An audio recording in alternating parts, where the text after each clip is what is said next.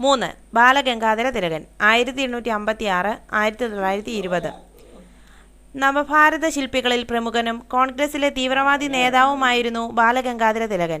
അദ്ദേഹം 1856 ജൂലൈ 23 മഹാരാഷ്ട്രയിലെ രത്നഗിരി ജില്ലയിൽ ഒരു യാഥാസ്ഥിതിക ബ്രാഹ്മണ കുടുംബത്തിൽ ജനിച്ചു.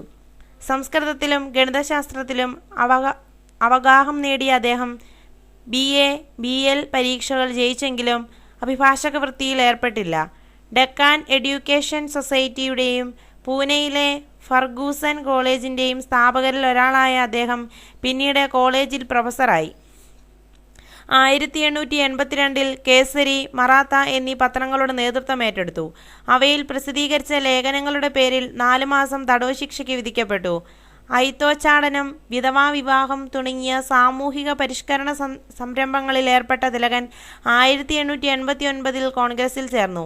പിന്നീട് അതിൻ്റെ സമുന്നത നേതാവായി. സർക്കാരിനെതിരെ വെറുപ്പും വിദ്വേഷവും ജനിപ്പിച്ചു എന്ന കുറ്റം ചുമത്തി 1898 തിലകനെ അറസ്റ്റ് ചെയ്ത് 18 മാസം കഠിന തടവിന് ശിക്ഷിച്ചു. അദ്ദേഹത്തിൻ്റെ ധീരവും നിസ്വാർത്ഥവുമായ രാജ്യസേവനത്തെ മുൻനിർത്തിയാണ് ലോകമാന്യൻ എന്ന വിശേഷണം ജനങ്ങൾ അദ്ദേഹത്തിന് നൽകിയത്.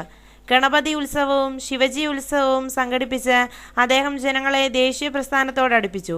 തിലകനെതിരെ രാജ്യദ്രോഹ കുറ്റം ചുമത്തി 1908 വീണ്ടും അറസ്റ്റ് ചെയ്ത് 6 വർഷത്തേക്ക് നാടുകടത്തി ബർമയിലെ മാണ്ടേല ജയിലിൽ പാർപ്പിച്ചു.